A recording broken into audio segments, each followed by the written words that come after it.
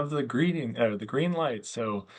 Greetings, everyone. My name is Tyler Hemmingson, and I serve as Senior Director of Practice Advancement for the American College of Lifestyle Medicine. On behalf of ACLM, welcome. We're honored to be with you today for our joint panel on optimizing GLP-1s for obesity with food as medicine and lifestyle medicine. As a bit of background before entering the panel discussion, today's webinar is going to touch heavily on two themes: lifestyle medicine and food as medicine. For those of you who may be joining us for the first time or are early in your journey into the field, lifestyle medicine is founded on 6 pillars or health behaviors, and those are whole food, plant-predominant nutrition, regular physical activity, restorative sleep, stress management, positive connection, and avoidance of risky substances. If you've been reading medical headlines in recent months, you'll likely have seen the terms food as medicine or food is medicine. And we'll also know that there's a real urgency to address diet-related chronic disease that's been reaching epidemic levels across the United States and across the world. Today's panel will highlight some really outstanding strategies utilizing food as medicine and lifestyle medicine to address chronic disease. We're really honored to be hosting this webinar, which is one result of a remarkable effort having brought together 4 medical societies: the American Society of Nutrition, Obesity Medicine Association, the Obesity Society, and the American College of Lifestyle Medicine. Under the leadership of Dr. Dariush Mozaffarian, the director of the Food as Medicine Institute at Tufts, these 4 societies have collaborated to produce a joint advisory describing nutritional priorities to support GLP-1 therapy for obesity that will be featured in the journals of each of these 4 medical societies. Dr. Mozaffarian, I imagine I may speak for all of our societies in saying that we are honored to have been part of this remarkable effort, and also that it'd be hard to imagine anyone better equipped than you to expertly moderate today's panel on an incredibly hot topic in the field: how to optimize GLP-1 therapy for supporting obesity and ultimately improved health. For anyone tuning in and planning to attend our annual conference this fall, LM 2025, you'll also be fortunate enough to hear from Dr. Mozaffarian again as one of our esteemed conference speakers. With that, I will turn things over to you, Dr. Mozaffarian, to share a few opening remarks and introduce our distinguished panelists. Thank you so much, Tyler. Really a pleasure and an honor to be with you all. And really also an honor to be talking a little bit about this paper that's coming out in about a week. Together with the American College of Lifestyle Medicine, the American Society for Nutrition, the Obesity Medicine Association, and the Obesity Society, we brought together an outstanding author group to write a practical handbook for clinicians, for health systems to think about nutrition and other lifestyle in thinking about GLP-1 therapy for obesity. And this is one of the central figures from that paper. And these are some of the issues we're going to discuss with the panel, who I'll introduce in a second. And I think I want to, these are the 8 kind of areas the paper just discusses: how to initiate GLP-1 therapy with a patient-centered approach that really thinks about and incorporates nutrition; how to complete baseline nutritional assessment and screening, including for a series of risk factors and potential complicators of GLP-1 therapy. Once somebody's on the therapy, how to manage side effects, particularly gastrointestinal side effects; how to navigate dietary preferences and intakes and optimize dietary habits; how to prevent and mitigate nutrient deficiencies; how to use nutrition and lifestyle to preserve lean mass, including muscle and bone; how to maximize efficacy of the drug and weight reduction; and how to promote other supportive lifestyle measures, particularly because we know just from practice, many patients do not want to or can't stay on these drugs long term. And so this is, again, coming out in a week in all 4 journals of all 4 societies. Next slide, please. And I'm really, pleased and to that my co-authors, several of my co-authors could be with me today, representing several of the different societies. We have Caroline Apovian, who's co-director of the Center for Weight Management and Wellness at Brigham Women's Hospital and a professor of medicine at Harvard Medical School. We have Lydia Alexander, who's the chief medical officer at Inara Health and also the president of the Obesity Medicine Association. We have Jasdeep Saluja, who's the chief medical officer at Agora Lifestyle Medicine and also a physician. and chair of ACLM's GLP-1 agonist task force, and Jonathan Bonnet, who's a clinical associate professor at Stanford University School of Medicine. So I think you can turn it off. So we have our panelists on. I think we really have a lot to discuss and to think about. And I just want to start a question for each of you, and I think just a couple minutes answer to as you think about these different topics and what we've discussed. So why do you think this advisory is important, and why is it timely, given how you think about obesity and what you've learned about treating it holistically? So Caroline, maybe we'll start with you. A great question. We have always known that with any modality to treat obesity, the cornerstone is nutrition and exercise. So the new medications and bariatric surgery, they are tools that assist the patient in adopting healthy eating patterns and physical activity. And especially the GLP-1 medications, we know that they work. Yes, they work in the gut, but they work in the gut, and those gut hormones go to the brain and correct the dysfunction that we think is caused by inflammation, producing this chronic disease called obesity. It's epigenetics. It's our genes interacting with our food environment, and that has changed over the past 50 years. So in other words, if we utilize these brand new medications that are changing the way obesity medicine is practiced without diet and exercise, what's going to happen, and what does happen, we know from bariatric surgery, is if you are still interacting with the environment as you used to, the inflammation causing ultra-processed foods, for example, whatever it is still interacting with your pathways to counteract what you're trying to correct with the medications. I hope I'm making myself understood.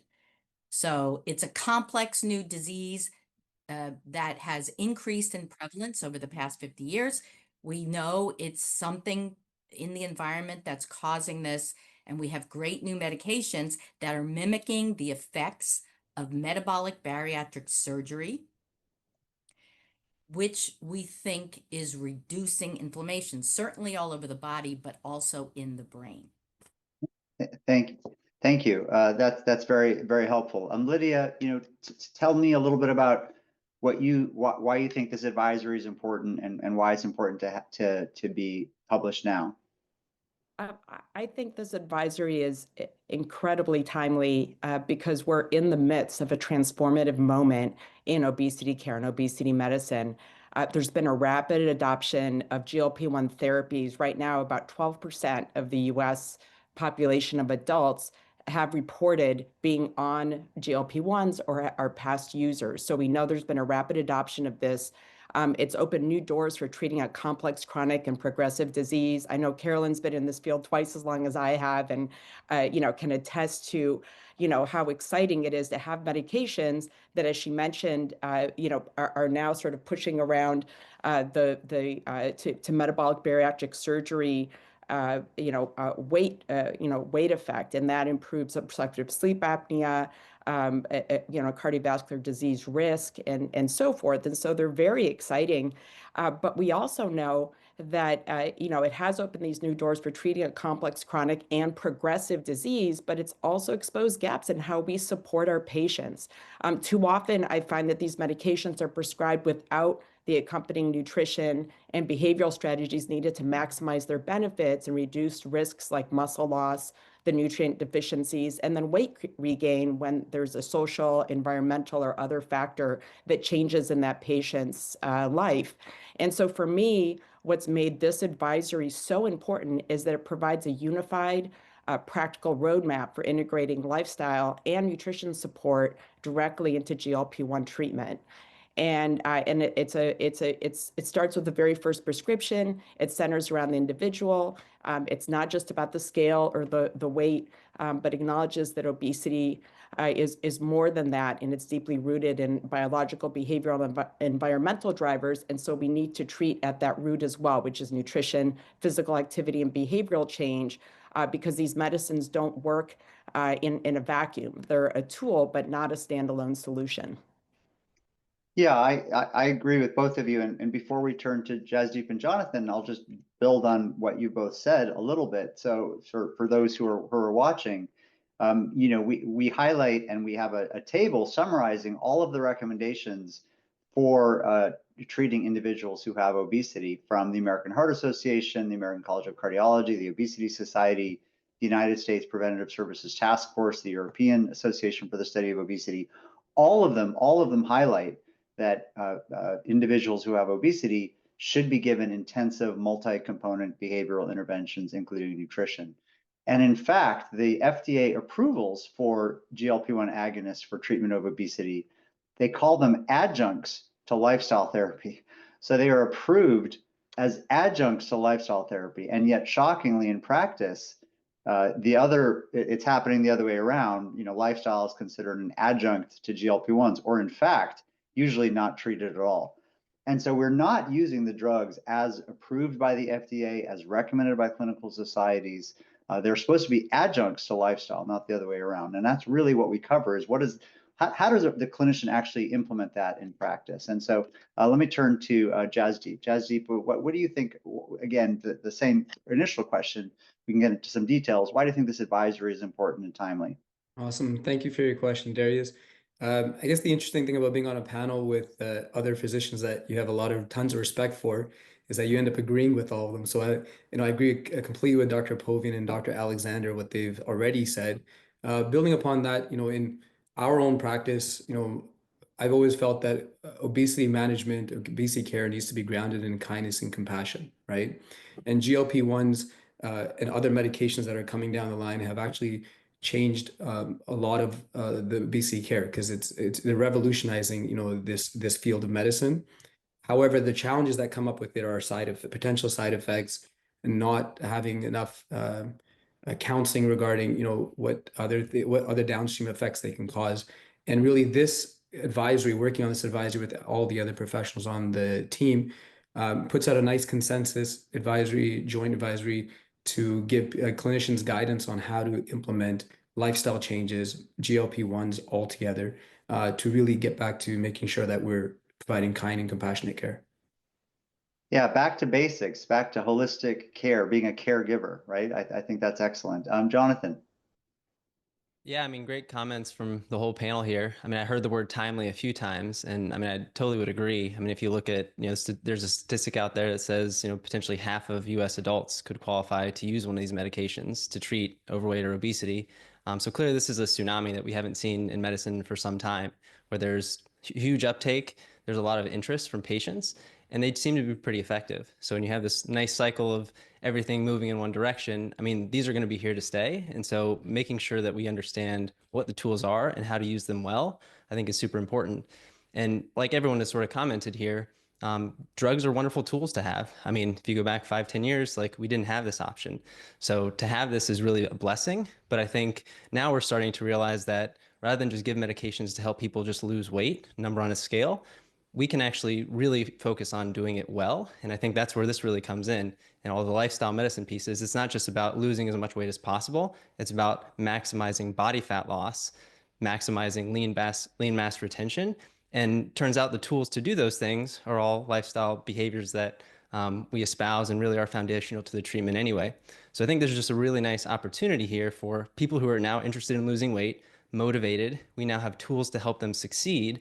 But now I think it's really upon the clinicians and the care teams to really adopt all of the other necessities to not only just do it, but do it really well. So we can tailor the program so we can actually optimize a patient's results if they're using them.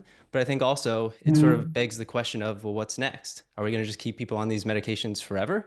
Or are there some lifestyle behaviors that potentially could come in as solutions that we can do some alternative dosing, or potentially even transition patients off of them. So to me, I'm really excited and interested that this really opens the door to making lifestyle medicine so much more pronounced. And I think by providing sort of guidance on what clinicians should be thinking about when they prescribe them, what patients may want to be asking patients, or patients may want to be asking clinicians, I think it really provides a nice directive of saying, well, hey, if I'm going to use these medicines, like, how do I do it? And more importantly, like, what are the key metrics that we need to focus on with patients so that their outcomes and their health really move in the direction that we want? Because I think we all forget that, I mean, losing weight is great and it definitely reduces risks of chronic diseases. But again, even if you just lose weight, you still need to exercise, you still need to sleep well to get all of the other health benefits and the vitality and honestly the quality of life, which I think at the end of the day is what we're all after. So I want to make sure we don't lose sight of what the real prize here. It's not just weight loss, it's really transforming health for people. Yeah, this is exactly right, and the high cost of the drugs, I think, is actually a double-edged sword, which is both dangerous but also potentially beneficial. The fully discounted price, out-of-pocket price is $12,000 to $16,000 a year. The fully discounted price for the on-label treatment is around $7,000 or $8,000 a year. Even compounding pharmacy prices are not cheap. I mean, well over $2,000, close to $3,000 a year, even if you're using a compounding pharmacy version. So these are thousands of dollars a year. On the one hand, that's and the health benefits and the downstream health benefits don't fully offset those costs. I'm not even close, and that's been studied, and so still the drugs are going to cost a lot of money. So that's really terrifying for rising healthcare costs. On the other hand, I think this is really pushing health systems payers to say, wait a minute, we're going to start spending hundreds of billions of dollars on these drugs a year. Maybe we need to start actually thinking about what has always been in the guidelines and always been recommended, is to do this holistic care, which starts before, during, and after potentially therapy. So I think it's a really exciting time. Let me reverse the order and stick with you, Jonathan, now, and ask, is there something specific that on this advisory as an expert that you said, oh, I hadn't really thought, of obesity care through nutritional lifestyle in this way, and shape your understanding, or just strengthen something that you were, really was important to you before? I mean, I think it was really fascinating to sort of see the consensus around how other people are delivering this care. I think there's so much nuance and so much art in how this can happen that is not reflected when you just read the New England Journal papers or just follow standard dosing prescriptions. So I think getting to see a flavor for how people actually do this in clinic day to day, I think was really interesting and exciting to me. And I think even going down a bit further about like, well, what are the nuanced things that really are important? So when you're thinking about side effects, like what are the actual lifestyle prescriptions or specific dietary changes, whether that be dietary fibers or certain insoluble fibers that you could add to sort of combat or mitigate things like constipation or diarrhea? And like, why would you want to be doing those things? And when would you start having those conversations with patients? I'm an exercise guy, so I'm big into the lean mass retention sort of aspect. Again, to me, this is like such a lovely sort of leverage point to getting people to sort of embrace physical activity, not only as just a weight loss tool, because frankly, it's not the best at doing that, but to optimize your overall results and your body composition. And I think this is where you can have the opportunity to invite people in. They already come in with some motivation and some willingness to sort of try this out. And I think if you can sort of hook them then and let them realize how much better they can feel, I think to me, this is just exciting that we now have specific metrics, whether it's grams of protein people should be targeting, getting probably at least 60, maybe ideally at least 80 to 120. But then also having like guidance around resistance training. So making sure people are doing, 3 resistance training sessions per week to really make sure that when they are losing weight, again, it comes back to that optimization piece, not just get weight off, but make sure that the weight you're losing is quality weight. But then again, at the same time, you're getting all those extra health benefits too. So I think for me, it was just really nice to see how you can sort of think through like A to Z, like you see a patient with this, what is your intake? Like what questions do you need to think about? How does your history progress? What things do you need to be thinking about if you start prescribing it? Nuances around actual dosing, but then also dealing with side effects and then thinking towards the future, which I think was the other fun part of this, of saying, where is this going to go? And like, what are we going to need to be doing to make sure that in the future, one, people can either afford these things, or two, work with them to be able to transition them off or have another plan that we can actually do this successfully without sort of breaking our own budget.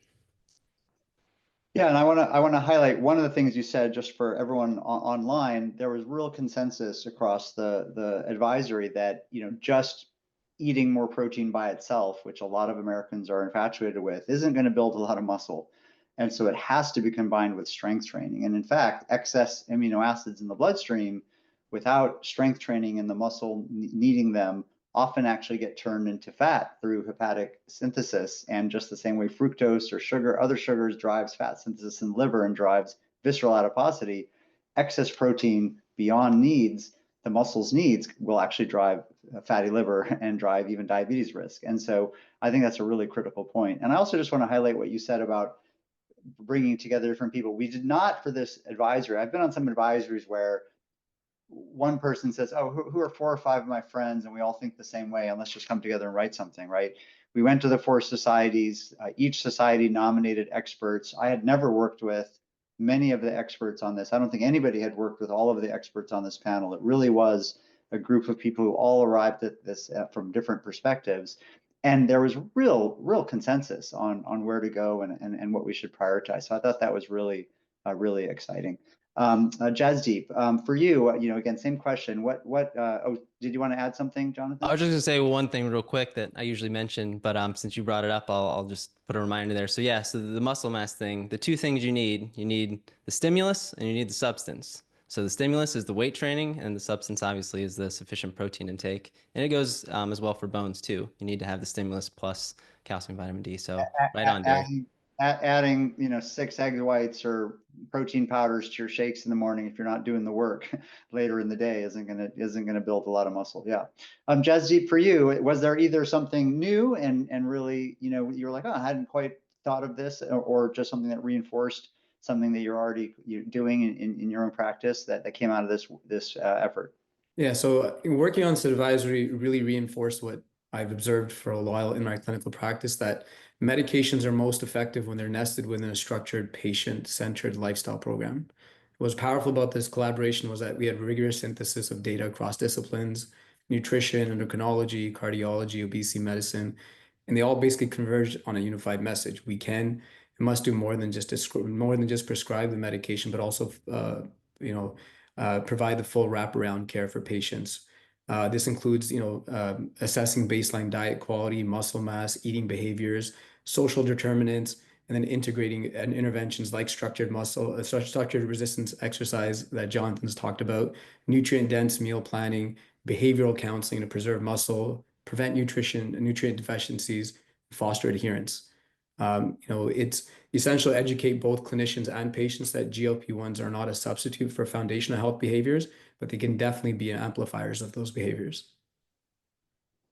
Yeah, it would be like, as a cardiologist, me thinking that a cardiac stent is going to solve, everyone's all heart problems, and there's nothing else I need to do for a patient to ensure they have good health. Right? It's much broader. Lydia,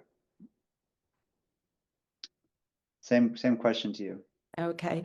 And For me, Caroline. the advisory, again, was a powerful reminder that effective obesity care, and 70 to 75% of the country is having a weight issue. So this is very, very relevant.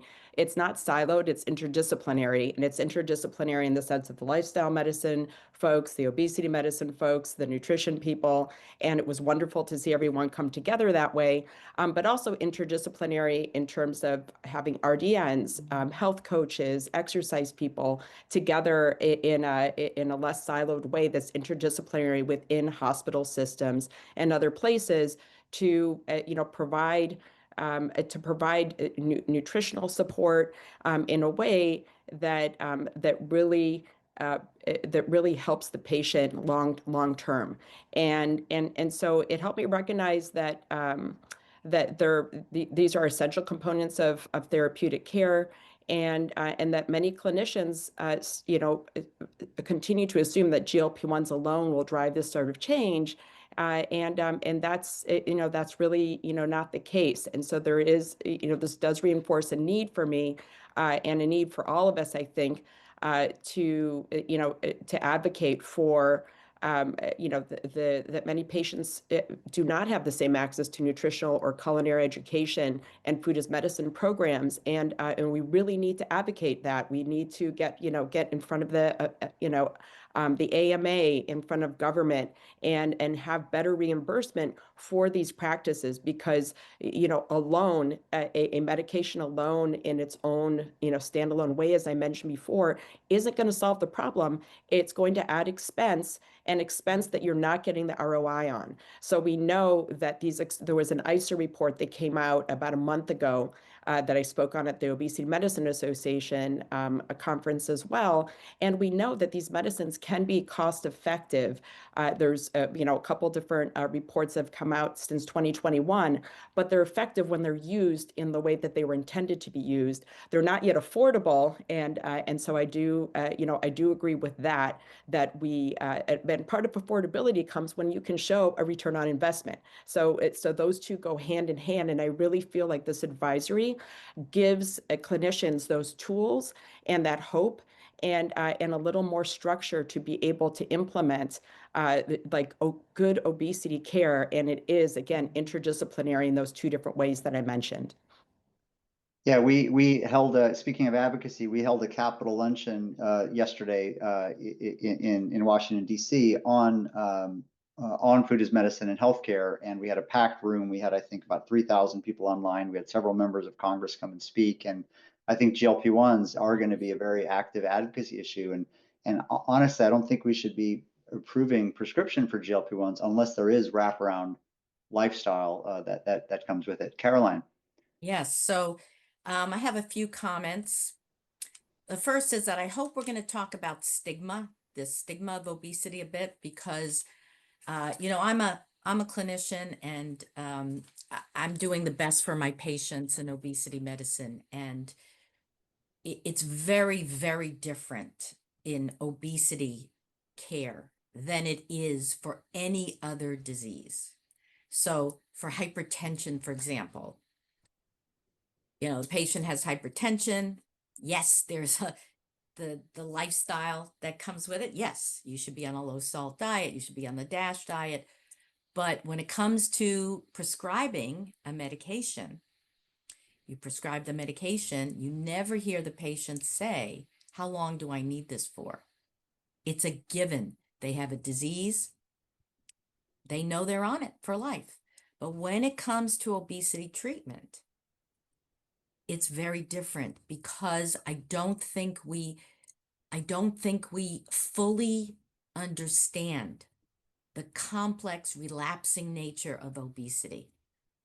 And so once we do, we'll get there. Maybe, I don't know, maybe in 5 years, maybe in 10 years. And another thing about these GLP-1s, right now they're expensive, but we're going to have generics. It's going to be like the statins. Now everybody's on a statin, right? Maybe in 10 years, 42% of Americans will be on the statin for obesity, a GLP-1, because everything we've seen so far indicates that they're very similar to the long-term cardiovascular and mortality effects of metabolic bariatric surgery. Metabolic bariatric surgery has shown a 20%, and even the last results from, I think it was Adams, 37% reduction in cardiovascular mortality. 37%. And I want to allude, let's compare obesity to what we do for heart disease, for example, stent placement for angina. Dariush has heard me say this numerous times. The Courage trial, 2007, looking at stent placement for angina plus medications versus medications alone. Out 7 years, they looked at mortality. No difference in mortality. 0. We don't talk about cost effectiveness of stent placement, do we? We do, actually. There's quite a lot of arguments about that. But does it affect how many? It affect how many stents we put in the United States? We put thousands and thousands of stents in. And probably too many, yeah. Yeah, too many. But bariatric surgery, 250,000 procedures per year in the United States. We have 14 million people Yeah. who are eligible for metabolic bariatric surgery. Yeah, I think that's a really important point. Obesity should not be treated differently. And maybe one other condition which has had a lot of stigma. You said no other, but I think HIV/AIDS was another one, right, where there's Exactly. a lot of stigma. So I don't think, I think we have finally come to a time where at least clinicians and more in the public are recognizing obesity as a disease, but we're not there yet across society. I think that's important. At the same time, I would say, you mentioned, diabetes and hypertension. Both of those are conditions that are reversible with lifestyle. And so many patients can come off drugs, some cannot. And so I think GLP-1s will be similar. Some people maybe be able to come off the drugs and do fine, and some will not. And so I think that that's the art and science of medicine, which we'll have to do. So to go, we'll now mix up the order again. I'll start with Jasdeep. You talked a little bit already about your own personal practice. So what is really exciting for you in your practice that you're seeing in the realm of nutrition, particularly around any food-based priorities in your practice? Awesome. So at our practice, we prioritize a whole food, high fiber, high water dietary pattern. The reason why I use whole food, high fiber, high water is that some patients may want to do plant predominant diet. Some people might want to do high fat, low carb. And there's ways of actually honoring all of those preferences by using a whole food, high fiber, high water approach. And then there's also, cultural dietary patterns to be sensitive to and to honor those, right? So we really focus on having lots of foods like legumes, vegetables, whole grains, nuts, and seeds. When patients are on GLP-1s, really try to focus on small, frequent meals with adequate protein, ideally 1.2 to 1.6 grams per kilogram adjusted body weight, to help preserve the lean mass in addition to the structured exercise programs. At Aroga, we have our patients see the registered dietitians, both individually as well as group medical visits. And that has been really helpful to answer a lot of patient questions in terms of like food timing, food preparation.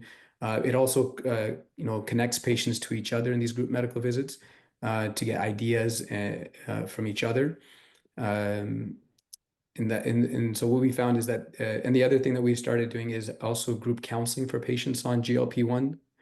Something that hasn't really been talked about a lot is that we've noticed in our practice that patients on GLP-1 receptor agonists sometimes start to have food aversions. They have issues with, going to family events, not enjoying food, not enjoying, those events in the same way that others would do. And we have a counselor on our team that actually specializes in helping patients navigate those social activities, because that's a very important part of their life as well.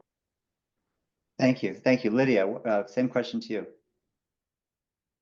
Yeah, so in our practice, Anara Health, which is a telemedicine practice, not to be confused with commercially based programs, but we're a medical group with medical providers, registered dietitians, exercise specialists, and behavioral health counselors who are led by a PsyD who has 20 years of training in obesity care. And what we do that I think is very effective is we use precision nutrition as an approach, which is grounded then in behavioral science and culinary medicine. And what I mean about that is that we see, every individual is a little bit different in terms of what they need based on their age, based on their gender.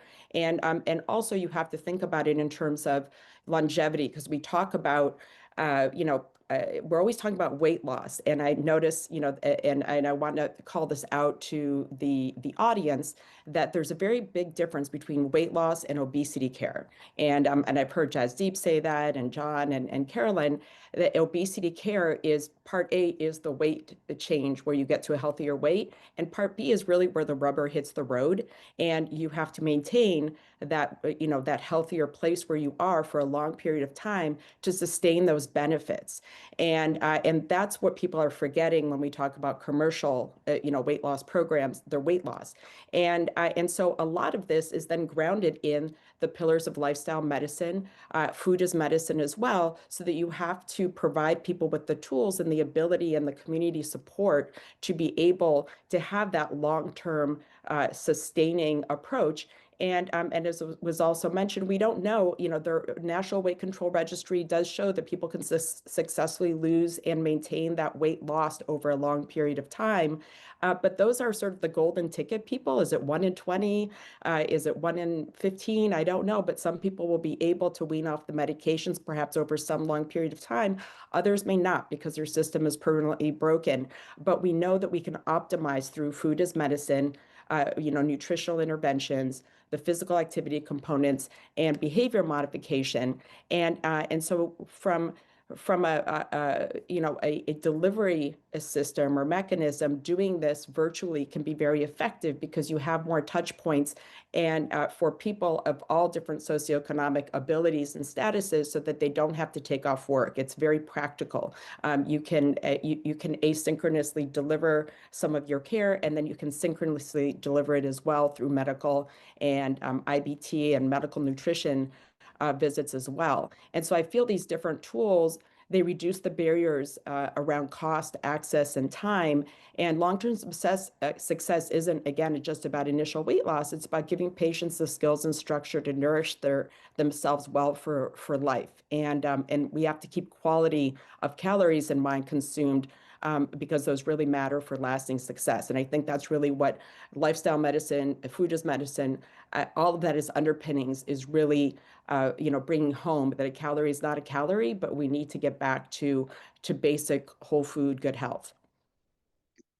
Yeah, and in the advisory, we cover many of these issues in detail. So we specifically go into food groups to encourage, eating habits to encourage, and then food groups to minimize or avoid, and eating habits to minimize or avoid. We also discuss technology solutions for implementing this. And I want to point out for clinicians who are listening and who are going to read our advisory, we're not expecting the individual clinician to build systems to implement all this, right? We're expecting health systems, payers, government to build the systems to allow the individual clinicians to do this well. I was going to turn to Caroline, but Lydia, did you want to add a point? Yeah, the one point I wanted to add around sustainability as well is to meet patients where they are. And the advisory does discuss this, and that there's also, we have to be culturally competent and sensitive as well. And so a dietary pattern that a patient can follow and that you've taught them to follow is very important long term. And so if their background is Asian or Latin American or whatever the case may be, understanding how to integrate that. And I think, again, culinary medicine is very important. Everybody, I'm Greek, and so I'm thrilled with the Mediterranean diet. But, if I were from Japan, that may not be what I want to do long term. And so understanding some cultural competence around that. And culinary medicine is fantastic that way, and so is food as medicine. Thank you for raising the cultural importance of cultural traditions. And also we discuss in the advisory, we discuss the importance of equity and the challenges around equity for obesity care. There's challenges around equity for GLP-1 access to the drug itself, for food security and nutrition security, for nutrition and culinary knowledge.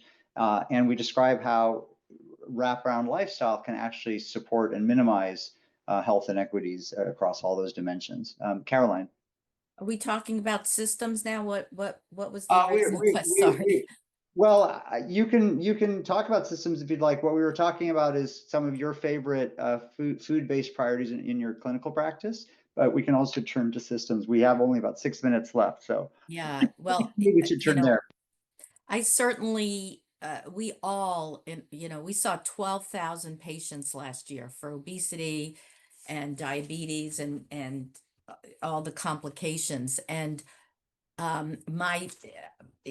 we have, what we need in systems is, I believe, 4 dietitians for each MD, because it's the art, and we need, 4 exercise physiologists for each MD, as Jonathan knows, because really, as the cornerstone, you're going to prescribe the GLP-1 And in your, 10 minutes with the patient, you've got to talk about diet and exercise, and there's just not enough time. So these systems are, the structure is not there. And what I'm trying to do with our Center for Weight Management and Wellness is the patient comes in either virtually or in person, should be in person at least the first time. And then there are follow-ups with dietitians, support groups virtually every other week. Right now we're doing there are follow-ups with the exercise specialist, with the NP, the physician's assistant. Over the year we have 6 to 12 appointments for that patient. And I can't tell you how hard it has been to implement this system into the Center for Weight Management and Wellness. Of course, there are buckets of patients, some who really need to be, patients with BMIs way over 50 who need to be,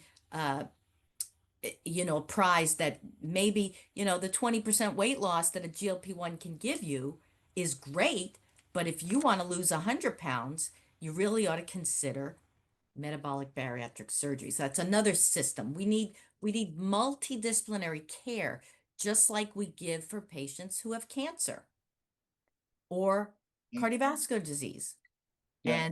And that's where the structure just isn't there yet for obesity. We have about 10 years to go before obesity becomes as important to treat as cardiovascular illness and cancer.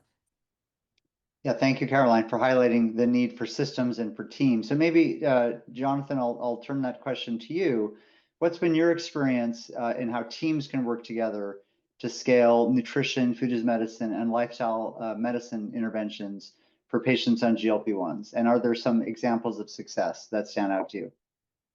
Yeah, I mean, I'll use my day job in my clinic, and I think I feel very lucky and very fortunate. I mean, I spend my time at the VA, and so we're very resource savvy, and we also have just a lot of opportunity, I think, for patients. So, I mean, not because of my care, but I'd say we probably have, I'd argue, one of the best models of obesity probably in the country, mostly because so much resources are given to veterans without requiring them to pay.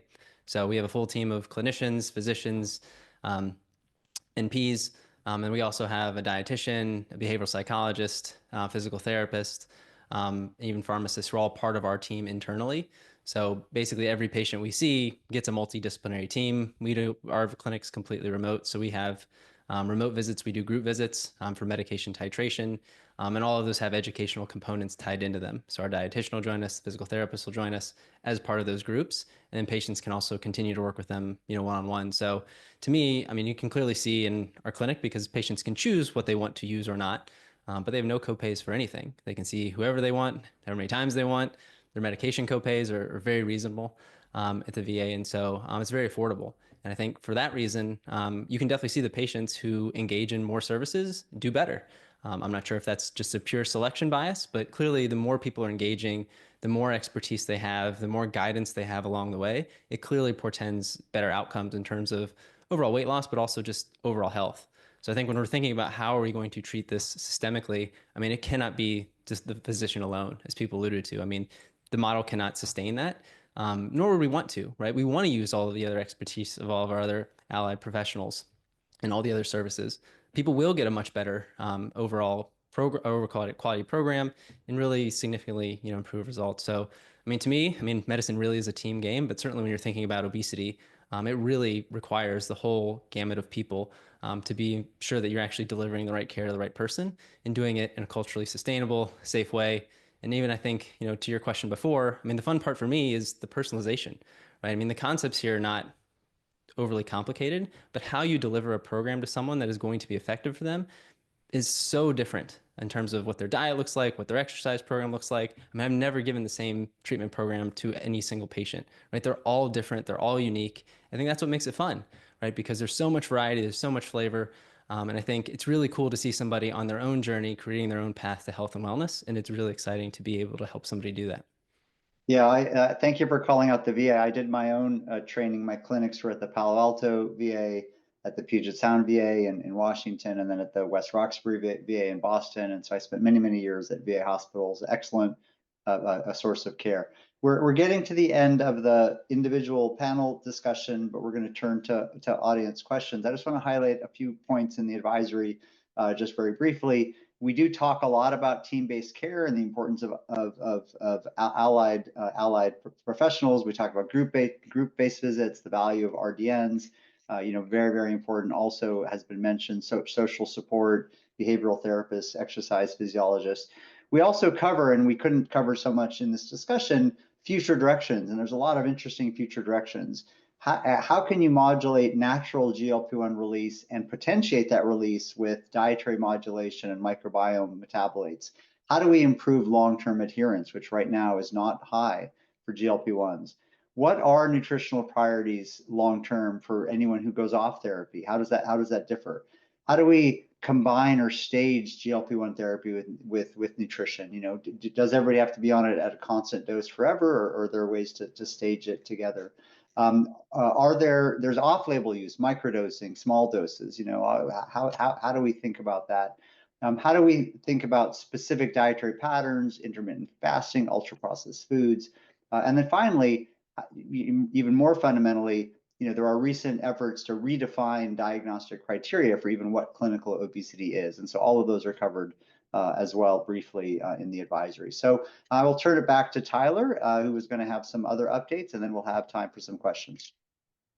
Thank you so much, Dr. Mozaffarian, and all five of you. This is such an exciting and timely panel discussion, and I see a flurry of excellent questions and feedback in the chat. So for our panelists, as I walk through the next few slides, if you want to review some of the Q&A that came in and answer any of that you'd like to type responses to as Dr. Mozaffarian flags questions for our live Q&A, feel free to do so.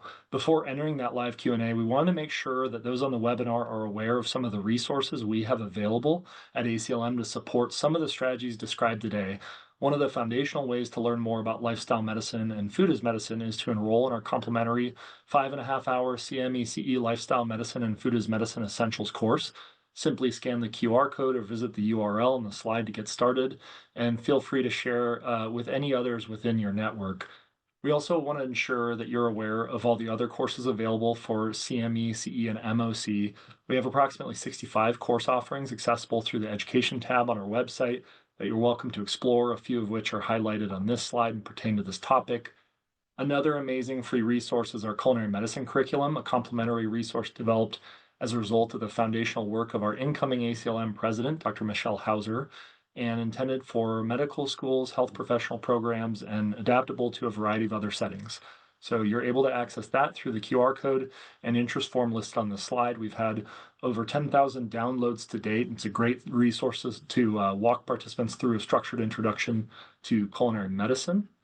If you're not already a member of ACLM, we would love to have you join. Our members are united in leadership to transform healthcare and make a lasting impact on addressing the root cause of chronic disease. Our panel today has been a really remarkable example of the type of impact that many of our members commonly curate. Feel free to explore the QR code for more information about becoming a member. There are more than 8,000 physicians and clinicians globally who have become board-certified diplomates of ABLM, IBLM, or ACLM. So this is a really amazing way to gain and demonstrate knowledge in implementing therapeutic lifestyle intervention within clinical settings. So you can learn more about becoming board-certified at the linked QR code. And then last but not least, we would love to engage with all of you at our annual conference, LM 2025 in Grapevine, Texas, as well as online. There'll be some amazing content pertaining to this topic, broad range of other topics addressing chronic disease and optimizing health through lifestyle intervention. And if you'd like to hear more from Dr. Mozaffarian and several of the panelists with us today, it's a great way to connect with like-minded leaders in the field. So now we have about 10 minutes left and are going to turn things back to our panelists and Dr. Mozaffarian, who will lead us through some live Q&A from our amazing audience. Thank you. Thank you, Tyler. And I will say that in just my traveling around the country, some of the most cutting edge physicians that I have met are ACLM certified or ABLM certified lifestyle. So I think that lifestyle medicine certification can really help physicians. And in addition to the November meeting, where we're going to be discussing GLP-1s. The American Society for Nutrition, one of our societies in the advisory, is having its meeting May 31st, I think, to June 2nd or 3rd in Florida, and they are also going to be having a panel discussing this advisory. I think if we could turn off the panelist slide so we can see the panelists a little bit better. So I'll ask one question. So we can get to many questions. Maybe just one person, volunteer and answer each question. The first question that came from the audience that I think is quite interesting is, what do you do with a patient who wants to start a GLP-1 but isn't confident they can exercise or change their diet? Do you just start them anyway? Do you do other things? So anyone feel free to unmute and answer. And as I said, we'll have enough questions for everybody to answer some. Yeah, I can take that one briefly. I know we're short on time. The short answer to that is yes, you would start the GLP-1 medication. We don't, we're not in an environment. I don't not start a antidepressant or a blood pressure medication because I think the patient needs to try harder first. And I think this speaks to what Caroline had said around weight bias and stigma. We need to start treating obesity as a disease. It's a disease of the adipose cell. And we know that, we see it. There's tons of pathophysiology. It's been very well defined. And to withhold treatment from somebody to prove that they're worthy of it is not the way to go. We need to incent people to get them excited, but also to have the comprehensive obesity care available to them and to be able to educate and explain why it's so relevant and why it's beneficial to be doing all of this at once. Again, when we think about commercialization, it becomes about weight loss. This is obesity care, and it's about health and quality of life. Yeah, thank you, Lydia. A second question, which we cover in detail in the advisory, is given common GI side effects, what are nutritional tips to make that adjustment easier? So we have lots of nutritional tips for nausea, the nausea and vomiting and the constipation. Certainly someone already mentioned fiber intake for the constipation. We tell patients do not let constipation go more than a few days. We even talk about Miralax and Colace, but Benefiber and Metamucil and all those fiber, high fiber cereal, things like that. For the nausea, it is, we do understand from our patient experience that a low fat diet, so it's the fat in the diet that can increase the nausea and vomiting with meals, especially, greasy food and things like that, and mitigating that, the intake of that through, of course, our dietary recommendations is going to mitigate the nausea. But some people, everybody's different. Some people have a lot of nausea that that we need to help them with things like Zofran, and others don't have any nausea whatsoever. And I just saw a report yesterday that we now know that certain genetic variants do better with semaglutide than others, and women apparently are doing better on semaglutide than men. In other words, once we get the genetics down, the obesity, the different mutations that lead to obesity, once we get those down, we're going to be able to understand which drug for which patient at which time in their life as well. The other thing that we discussed in the advisory is to, slow increases in the dose and sort of extended periods in between dose changes. Those dose changes and dose increases can be most problematic. Lydia, do you want to also answer that, or can I go to the next question? Very briefly, is another plug for for food as medicine and lifestyle medicine approaches. We do find in the real world setting that ultra processed food, so fake food, leads to more GI symptoms, and that a whole fresh food dietary approach does not. And so if from the very like simple side effects are more common, nausea, vomiting, diarrhea, but also other more serious and severe GI side effects. So I would say that is applicable across all populations who would be on a GLP-1. me say one more thing. You made me think of something else, Lydia. So the GLP-1s are going to help the patient enjoy healthy food and eschew and avoid, because it's obesity is a brain disease. Yes, it's an adipose tissue disease, but it's a brain disease also. And the inflammation, we believe, is causing, you can call them food addictions, whatever you want to call it, a penchant for ultra processed foods and high sugar, high fat foods. And the GLP-1s are correcting this. And we know that also from the reports that, gee, I don't feel like drinking alcohol. Also, it's hitting the reward pathway, and you're avoiding alcohol, you're avoiding ultra processed foods. And so if you allow yourself to let the GLP-1 work, it's going to help your dietary pattern. Yeah, I think, well, Jonathan, will turn to you as well, but I think one of the most interesting things about the GLP-1s is that they're showing us what a normal, healthy desire for food looks like. They're not creating an abnormal desire for food. They're actually normalizing our preferences, our appetites.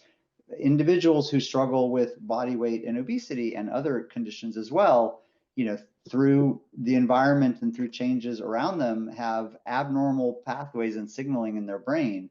And so GLP-1s actually normalize that. And so what I think is really exciting is, for decades, we've sort of worried that food companies are hooking us on sugar and processed foods, and that's the natural human, evolutionarily, there's been papers written on this, that this is the natural human drive for sugar and processing and all these things, and there's no way around it. That's the unnatural human drive. The GLP-1s are actually, in a way, normalizing. I think the brain. Several people have asked different questions about coming off the drugs in different ways, and so I think I just want to highlight, because I can see the questions. One important point is there is no official recommendation to take people off the drug, and so our advisory discusses not, yes, you should take people off the drug, but because right now the practice is to continue the drug, because obesity is a lifelong disease, as Caroline said. But in real life, in real practice, most patients do come off the drugs at 1 or 2 years for a range of reasons: cost, personal preference, side effects, other things. So we're not recommending people transition off the drug, but it is happening in real life. And so the advisory does go into, what should you do in case that happens? How should you support the patient long term? Because unfortunately, in the randomized trials, the average patient regains almost all of their weight within 12 months after going off the drug.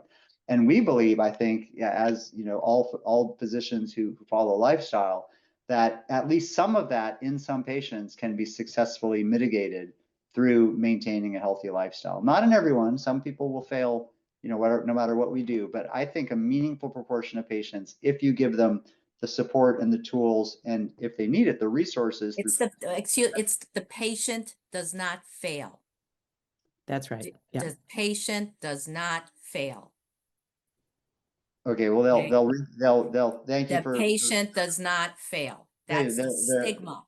Yeah. Okay. Their weight will be regained. Thank you for clarifying that. So I think that's really important, to give people all the resources and tools and knowledge they need to maximize their chances of feeling good, being healthy, and maintaining their weight loss. Lydia. Yeah, the one thing I would mention to this audience, who may not all be lifestyle medicine or obesity medicine specialists, is that, as Dr. Mozaffarian mentioned, we don't know. Some people will be able to go off the medication. The majority may not be able to for at least some long period of time. But the one instance or one place not to stop the medication is once somebody has achieved a healthy weight that they feel comfortable at, because they need to stay there for a long period of time to sort of cement that, the body's weight set point, or whatever the case may be. And so we do need to think about these medications as being a minimum for several years, the way we don't willy-nilly start people on antidepressant for 12 weeks, then stop them and just have them on for a year. We think about it for some long period of time, and then we see what we're going to do, after that. And so not to stop the medication once you've achieved the weight goal, because that's the very beginning of treatment, really, in a lot of ways. So Tyler has come on to tell us we're out of time. Jonathan, do you want to say something in 15 seconds? I'll go quickly. I mean, the one thing I was going to say with treatment is that patients, it actually becomes self-evident, right? So they're on the drug, they're doing well on it. And basically, if they said, hey, I don't want to be on this anymore, I mean, you can just do a slow taper with them. And what they will notice is eventually they're going to start getting really hungry. Their weight is going to start going up. So as long as you can do it slowly, methodically, the patient will see, is this worth being on the drug? Or am I okay with regaining weight? And so the self-evident process of it basically solves itself if you're willing to work with the patient, go slowly, monitor things over time. Shared decision making. Yeah. Thank you, Tyler. We're turning it back over to you. Thank you for hosting us. Thank you, ACLM, and thank you to all the panelists for the terrific discussion. And again, our advisor will be out in a week in four different journals, and I hope everyone online will read it. Well, thank you so much, Dr. Mozaffarian, our amazing panel. What a great problem to have, right? Running out of time. Amazing questions, responses, discussion today. Imagine we could continue this indefinitely and probably should at some point, but given that it is the top of the hour, as Dr. Mozaffarian shared, we're going to formally close today's panel. And just once more, on behalf of ACLM, I want to thank Dr. Mozaffarian and each of our distinguished panelists for just an incredible discussion today, as well as everyone in attendance for being engaged and asking great questions. I think that's the most I've ever seen on a webinar. So it's hard to imagine a more timely or impactful discussion. And we look forward to connecting with all of you as you bring some of today's recommendations and insights into your work. In the interim, feel free to visit our help center. Keep your eyes open for the joint advisory. Visit our website for any outstanding questions that we weren't able to answer during the panel. So again, thank you to all of you for being with us today. Wishing everyone a great afternoon ahead. Take care. Thank you. Thank you, everyone.